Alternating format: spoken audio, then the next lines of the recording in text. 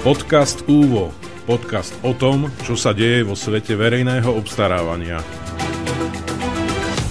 Dobrý deň, milí posluchači. Vítajte pri ďalšom vydaní podcastu Úradu pre verejné obstarávanie. Dnes sa budem rozprávať s Martinom Danišom z Centra zdieľaných služieb Banskobystrického samosprávneho kraja. Pri počúvaní vás víta Petra Šupáková. Pán Daniš, priblížte nám prosím vaše súčasné pôsobenie v oblasti verejného obstarávania. Dobrý deň, ďakujem za pozvanie. V súčasnosti pracujem, ako bolo povedané, v Centre zdieľaných služieb BBSK, ktorá je vlastne SROčka založená Banskobystrickým samosprávnym krajom, pričom hlavným predmetom činnosti je poskytovanie služieb verejného obstarávania, primárne pre kraj a organizácie jeho zriaďovateľskej pôsobnosti. Takisto poskytujeme aj služby majetkovo-právneho usporiadania, ale verejné obstarávanie je v podstate taký ten core business, povedzme. Ako vznikla táto SROčka? Na podnet koho? Tak vznikla takým evolučným spôsobom, v podstate s myšlienkou založiť centrálnu obstarávaciu organizáciu, nazvime to tak.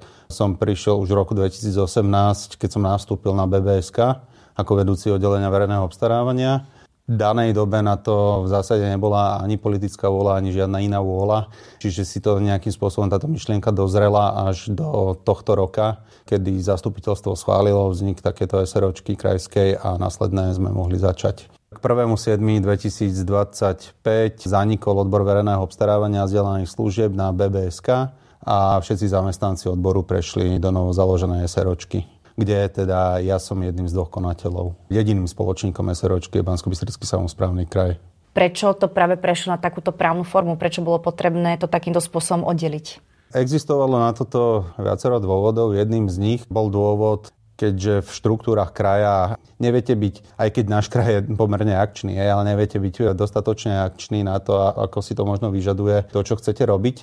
Ďalšou vecou je to, že tento projekt má byť jedného dňa v zásade samofinancovateľný. A preto je právna forma SRO. Plán je rozšíriť vlastne okruh subjektov, pre ktoré poskytujeme služby VO aj na mestá, obce a ďalších verejných obstarávateľov, nie len v našom kraji. Čiže toto je jeden z tých dôvodov. Možno aj nejaká tá finančná stabilita aj zamestnancov, ktorí pracujú vo verejnom obstarávaní a predsa len kraj nemá také finančné možnosti, ako ich v zásade zaplatiť. Ako teda teraz vyzerá tá SROčka? Koľko máte zamestnancov? Koľko je produktov vo vašom katalógu? Priblížte to našim posluchačom. Sme dvaja konatelia, máme 15 zamestnancov, z toho 10 zamestnancov sa venuje verejnému obstarávaniu, ďalší 4 tej majetkovo-právnej agende, ako som už spomínal. A máme tam samozrejme nejakú administratívnu silu. To je k počtu zamestnancov, všetko sú to zamestnanci na trvalý pracovný pomer a všetko sú to zamestnanci, ktorí prešli práve z kraja. Čiže na kraji vlastne neostalo žiadne verejné obstarávanie. Čo sa týka tých katalógov, neviem teda, akam bola smerovaná otázka, čo sa týka tých produktov v katalógu. Obstarávame v podstate všetko. Robíme aj individuálne zákazky, čo sú povedzme zákazky na stavebné práce, bežné rekonštrukcie, prístavby, nadstavby objektov, respektíve rekonštrukcie ciest a tak podobne. To sú v zásade tie individuálne zákazky. Ďalej robíme veľa eurofondových zákaziek a takisto robíme aj nejaké to centrálne verejné obstarávanie pre vybrané komodity. A našimi klientami v súčasnosti sú organizácie zriaďovateľskej pôsobnosti BBSK. To sú stredné školy, zariadenia sociálnych služieb, kultúrne inštitúcie.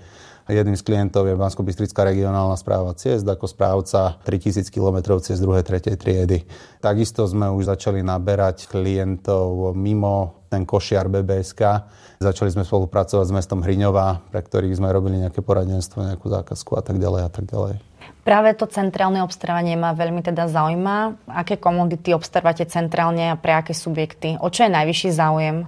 Najvyšší záujem, neviem, či by som to takto charakterizoval, ale skôr by som asi začal tým, že čo pre nás bolo také najjednoduchšie nejakým spôsobom centrálne obstarávať, ešte keď sme boli na úrade, lebo my sme zase centrálne obstarávanie robili už ako súčasť úradu. Začínali sme úplne takými najjednoduchšími za mňa komoditami, to je elektrická energia, plyn, kde sme v zásade od 2018-19 už začali obstarávať pre celý BBSK. A ešte možno by som spomenul, že tie organizácie 120, čiže ono to nie je málo ič. Hej, takže vlastne elektrickú energiu, plyn, to, čo robíme teraz a na čom sme si ten pravý taký centrál s rámcovými dohodami, s elektronickými katalógmi, s nejakou platformou interného e-shopu otestovali, tak to sú potraviny. Čiže sme začali tým najjednoduchším v úvodzovkách, keďže potraviny sú asi ten najkomplikovanejší segment na takéto niečo a hlavne v podmienkach pomerne členitého a rozmanitého kraja. Teraz skončíme druhý rok, keď obstarávame potraviny, využívame na to interný e-shop. Máme pouzatvorené rámcové dohody a na tomto máme celé vlastne tak nejako otestované s tým, že keď to ide a klienti sú v zásade spokojní a keď to ide s potravinami, tak to musí ísť aj so všetkým ďalším. Momentálne teda máme v príprave, sú to týždne od spustenia, ideme spraviť vlastne také centrálne DNS-ko na IKT, kancelársky papier, čisto kancelárske potreby plánujeme, takisto aj čistiace hygienické potreby máme nejakou zozbierané dáta. Možno také nezvyčajné službové, ako keby službový katalóg a to je nepravidelná autobusová doprava, po čím treba rozumieť školské zájazdy autobusové. Toho sa nám v poslednej dobe vyrojilo strašne veľa takýchto zákaziek. Kľudne by som sa vrátila k tým potravinám. Zaujíma ma, ako ste nastavili špecifikáciu? Komplikovane. Na začiatku to bolo komplikované a ono to, že to ideme centralizovať, tá myšlienka vyplynula z toho, že máme zhruba 50 kuchyň v rámci našich organizácií. A dve kolegyne sa zaoberali v podstate celý svoj pracovný čas tým, že robili individuálne zákazky pre týchto 50 kuchyň, čo bola v podstate taká otrocká práca, ale na druhej strane sme získali nejakú databázu toho, čo sa vlastne nakupuje. Mali sme ten priestor tých 5 rokov zhruba, aby sa tie opisy predmetu zákaziek nejakým spôsobom vyštrngali a v podstate na základe toho sme si povedali, že v zásade áno, že všetci nakupujú až na povedzme 10% to isté a nie je rozumné, aby sme robili 50x8 tendrov podľa komodít, ale aby sme to skúsili nejakým spôsobom rozumne centralizovať. Takže ak budem veľmi konkrétna, napríklad každá tá kuchňa chcela múku, chcela soľ, chcela cukor, jednoducho takýto typ veľmi všeobecných komodít a tie ste vlastne dokázali takýmto spôsobom zašpecifikovať, obstarať a vytvoriť tieto rámcové zmluvy. Dá sa to aj tak povedať. Hej. Tých komodít tam máme momentálne, myslím, že 9 rôznych skupín, na ktoré sa individuálne robia výzvy, respektíve sa individuálne obstarávajú. A to sú mäsové výrobky, zelenina, ovocie. Máme tam ako samostatnú komoditu spracovanú zeleninu, mrazené výrobky, mlieko-mliečne výrobky a tak ďalej a tak ďalej. Čiže takto to máme rozsegmentované. Časť z tých potravín sú rýchloobratkové potraviny, časť z tých potravín sú trvanlivé, čiže aj tu máme nejaký individuálny prístup. V prípade tých rýchloobratkových potravín máme kraj rozdelený po okresoch, respektíve po skupinách okresov, aby, čerstvé mäso necestovalo, povedzme zo Žarnovice do Tornale, alebo naopak, keďže ten kraj je pomerne rozľahlý.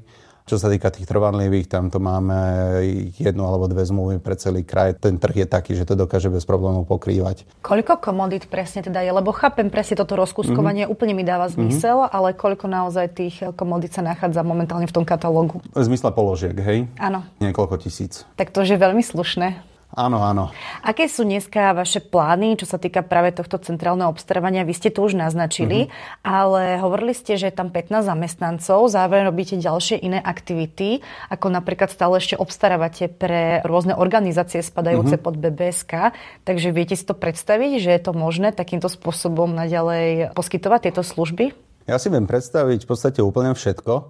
Jednou z tých myšlienok, prečo sme sa oddelili a prečo sme v tej SROčke, je okrem toho, čo som spomínal, je aj tú firmu nejakým spôsobom rozvíjať a ani nie, že prispôsobiť, ale nabehnúť na tú nejakú modernizačnú vlnu. My teraz máme rozbehnuté interné projekty v zmysle digitálnej transformácie tej spoločnosti, nejaké moderné spôsoby riadenia aj tých ľudí a chceme aj odbúravať nejakú tú zbytočnú opakujúcu sa prácu, aby ľudia sa mali možnosť a mali čas venovať tomu, o čom si myslím, že to verejné obstarávanie je.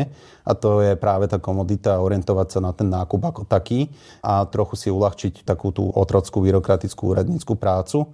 Inými slovami, v tejto zostave, jak sme tam teraz, si myslím, že keď nájdeme tam nejaké takéto rezervy, tak tá produktivita práce sa vie zvýšiť a nemusíme za každých okolností aj na toto centrálne obstarávanie naberať nejakých ďalších ľudí. Nie je to úplne úmyslom, ale samozrejme, pokiaľ si to situácia vyžiada, tak budeme rásť pravdepodobne aj čo sa týka počtu zamestnancov, ale ale stále vidím rezervy v tom, čo sa robí manuálne a čo vieme elektronizovať, automatizovať a tak ďalej. A aký je teda ten biznis plán? Ako by mala byť tá SROčka samofinancovateľná? To znamená, očakávate, že by ste dostali viac klientov, podobne napríklad obcí a miest, pre ktoré momentálne tieto služby nevykonávate, alebo aká je tá biznis predstava? Toto je presne jedna predstava, ale tá vízia je taká, že to postavíme práve na tom centrálnom obstarávaní a práve na tom e-shopovom riešení, ktoré v súčasnosti máme nejaké, ale plánujeme ho rozvíjať. Čiže možno v jednom z predošlých dielov si tu mali Uweho Flacha, ktorý je z BBG, ktorí robia už dlhé roky. V zásade takéto niečo, majú ten interný e-shop na množstvo komodít. A naša vízia je si spraviť tam takéto malé BBG a v zásade postaviť to na tom e-shope. Momentálne máme veľkú zmluvu s Banskobystrickým samosprávnym krajom. Máme s nimi takú nejakú zmluvu, ktorá nám pokrýva tieto nejaké naše operatívne náklady, nejaké investície. A je môjim úmyslom, akože to v zásade možno nikoho nebude zaujímať, ale skôr či neskôr do 2 do 3 rokov prejsť aj z BBSK na taký ten model, že koľko pre vás budeme robiť, toľko presne budete platiť. A popri tom mať už vybudovanú nejakú tú klientelu, aby sme vedeli aj tú firmu rozvíjať a aby sme vedeli tých ľudí, ktorí u nás pracujú, finančne motivovať.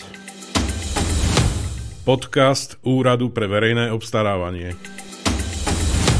Poďme teraz úplne presne do vašej praxe a vašich skúseností, byť je tá SROčka teda relatívne nová. Veľmi ma zaujíma, či je povinné pre tých, kde už tie komodity sú obstarané, alebo tie položky, či je to pre nich povinné, aby jednoducho vyberali z vašich rámcových zmluv.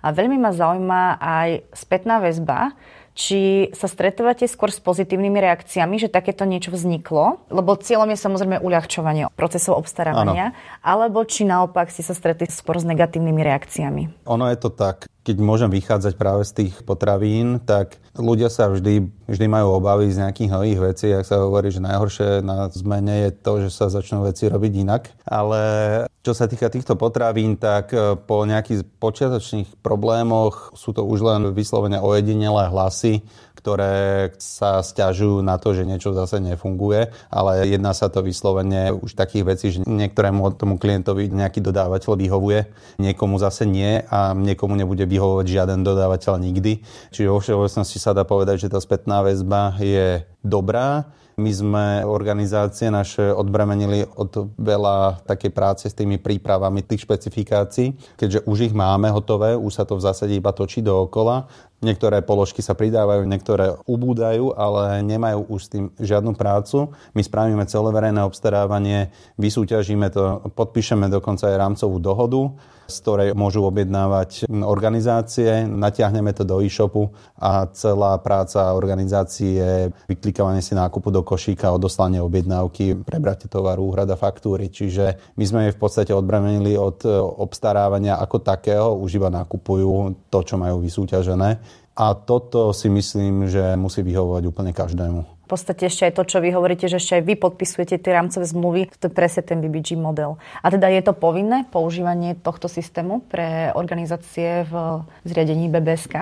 My máme podpísanú zmluvu o centrálnom obstarávaní a o podporných činnostiach o verejnom obstarávaní s krajom. K tejto zmluve popristupovali organizácie, ale sú to samostatné právne subjekty, právnické osoby, čiže oni, keď sa rozhodnú, že idú si po svojej linke, tak im nikto nezabráni, aby nešli. Tá povinnosť ani si neviem predstaviť, ako by mohla vzniknúť, ale takým nejakým spôsobom to organizácie rešpektujú, že je to takto. A pokiaľ by neboli spokojné s tým, že je tu nejaká organizácia alebo predtým odbor, ktorý za nich to verejné obstarávanie spraví, tak by tam boli asi nejaké väčšie nespokojnosti alebo nejaké excentrické tendencie, aby tlačili aj na vedenie kraja, že si chcú obstarávanie robiť po svojom. Čo si myslíte o tom, ak by takáto centrálna obstarávacia jednotka vznikla aj na celoštátnej úrovni? Ja by som to určite podporil a v zásade tú ambíciu máme aj my. Neostať iba v hraniciach kraja, ale pokiaľ budeme vedieť obslúžiť kraj, tak si trúfam obslúžiť celé Slovensko. Minimálne, nehovorím teraz o ministerstve a ústredných orgánoch štátnej správy, ale minimálne tú verejnú správu. Si myslím, že už by sa to vedelo takto naškálovať, ale určite by to bolo aj z pozície akože celoštátnej organizácie určite dobré, minimálne pre tieto bežné komodity, ktoré nakupujú všetci a nakupujú všetci viac menej to isté. Teraz sa vráťme k legislatíve verejného obstarávania. Konflikt záujmov. To je takisto jedna z vecí, ktorá Banskobystrického kraja sa určite týka veľmi výrazne. Vy ste špecifický tým, že máte veľa malých obcí s veľmi nízkym počtom obyvateľov. Pociťujete nejakým spôsobom vo vašich procesoch práve problémy s odstraňovaním týchto prekážok, ktoré dneska sa vnímajú ako veľmi závažné vo verejnom obstarávaní?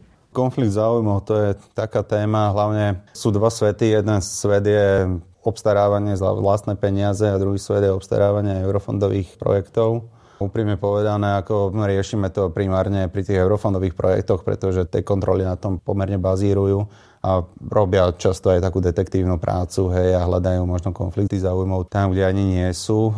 Snažíme sa určite robiť nejaké opatrenia, ale tá detektívna práca vyslovene, že kto s kým je kamarát na sociálnych sieťach a kto s kým kedy sedel niekde na obede alebo pri pive a kto s kým sa bavil, tak do takejto hĺbky my nejdeme. Ani nemáme na to jednoducho kapacity. Pretože je to veľmi zaujímavé. Procesy verejného obstarávania by mali byť úplne rovnaké, či idete z vlastných zdrojov alebo z eurofondových. Jasné. Stále sú to verejné zdroje. To znamená, je to naozaj na považenie, že sú také dva rôzne svety a pri tomto čerpanie je naozaj veľmi nízke. Takže čo by možno pomohlo, aby sa zlepšila táto situácia? To teda fakt neviem, čo by pomohlo. Možno by pomohlo to, aby sa neriešilo možno každé nejaké podozrenie z niečoho, aby sa nastavil nejaký level, do akej hĺbky sa to bude skúmať, aby sa možno riešili také tie prípady, ktoré mohli mať alebo mali vplyv na ten výsledok verejného obstarávania. Ale akým spôsobom k tomuto dospieť, ja si myslím, že je to možno o tých individuálnych ľuďoch, ktorí vykonávajú tie kontroly, ktorí vykonávajú tie audity, aby sa možno na to začali pozerať trochu menej tou optikou profesionálneho skepticizmu. Hej? Vidím všade problém. Aby sa prestali pozerať na ľudí primárne ako na tých, ktorí robia vlastne v tom nákupe, a aby sa prestali na to pozerať ako na takých, ktorí tam vyslovene, že niečo nekalé robia a priori. Takže možno toto. A v rámci súčasnej úpravy zákona o verejnom obstarávaní, čo by ste z neho odstránili alebo čo by ste zmenili? Ja pôsobím vo verejnom obstarávaní asi od roku 2012, ešte som bol dokonca OSO. Asi rok. Odborne spôsobila osoba. Áno. A za ten čas som zažil 2 zákony plus 100 noviel možno. A ja by som možno privítal, aby sa to aspoň 3-4 roky nechalo tak, jak to je. Aby sa to nemenilo, aby sa do toho nesiahalo. Aby tá nejaká istota, aj tá procesná, aj tá právna istota, aby sme ju mali aspoň pár rokov. To by som privítal. Ináč nemám nič konkrétne, čo by som z toho zákona teraz dával, alebo uberal, alebo pridával. Zase budem spokojný s tým, že keď sa tam nebude nič meniť. Tak ja vás asi trošku sklamem vzhľadom k tomu, že vidíme, čo sa momentálne deje na úrovni Európskej únie. Predseda Úradu pre verejné obstarávanie sa veľmi zaujíma o túto tému, nakoľko sa pripravujú rady smerníc a nariadení, ktoré budú zavádzať úplne nové pravidlá a je toho naozaj veľmi veľa. Dokonca už sa aj vytvára taký súzvuk viacerých štátov, ktorí nie sú úplne pozitívne naklonení týmto zmenám, pretože vidia, že to prinesie iba viac problémov, ešte viac nových pravidiel a hlavne pri takých krajinách, ako je Slovenská republika, to môže spôsobiť obrovský problém, pretože tu máme tak strašne veľa týchto obstarávajúcich subjektov, ktorí jednoducho na to nemajú kapacity absorbovať všetky tieto pravidlá. Vnímate, že teda takáto legislatíva sa momentálne pripravuje na európskej úrovni? Úprimne povedané, viem, však je už najvyšší čas, aby boli schválené nejaké nové obstarávacie smernice. Ten cyklus nejaký 10-12 ročný už máme za sebou od tých posledných smerníc, ostatných smerníc a ostatného zákona. Počul som nejaké takéto jobovky, že toto sociálne obstarávanie, zelené aspekty jedno s druhým. Príjme sa, čo sa príjme, no a nejak sa s tým budeme musieť naučiť žiť. Možno je to pozitívum práve pre také centrálne obstarávacie organizácie, ako sme my. Možno ich bude vznikať viac, aby odbremenili práve tie malé obce, mesta od pomerne komplikovanej legislatívy, teda ak bude, a aby vlastne mohli všetky tieto riziká ako keby preniesť nejako na seba a aby mohli koncentrovať ľudí, ktorí sa obstarávaniu venujú dnes a denne a sú profesionáli a nezaskočí ich v podstate žiadna legislatívna zmena. No. Máte pre našich poslucháčov nejaký odkaz na záver? Tak vo všeobecnosti sa netreba báť možno aj nejakých inovatívnych alebo netradičnejších vecí v obstarávaní. Možno niekedy ja nikoho nenávádzam na porušovanie zákona o VO, ale si tie formálne pravidlá nejakým spôsobom odkrútiť, hej, a primárne sa orientovať na to, o čom ten verejný nákup je, a to je to, aby sme za verejné zdroje nakupovali čo najlepšie, najkvalitnejšie za adekvátnu cenu, aby sa orientovali práve na tú komoditu, o ktorú hlavne ide. Je to práca s verejnými zdrojmi a takisto, jak si ľudia nakupujú pre seba, pre svoje nejaké fungovanie v súkromí, tak podobným spôsobom a podobne zodpovedne by mali pristupovať aj k tomu verejnému nákupu. V zásade sa to nejako veľmi nelíši. To bol záver nášho rozprávania s Martinom Danišom z Centra zdieľaných služieb Banskobystrického samosprávneho kraja. Ďakujem, že ste prijali naše pozvanie. Ďakujem aj ja. Vám, milí posluchači, ďakujem za pozornosť. Pekný deň vám praje Petra Šupáková. Podcast Úvo. Podcast o tom, čo sa deje vo svete verejného obstarávania. Podcast je realizovaný v rámci implementácie plánu obnovy a odolnosti Slovenskej republiky, investícia číslo 3, profesionalizácia vo verejnom obstarávaní.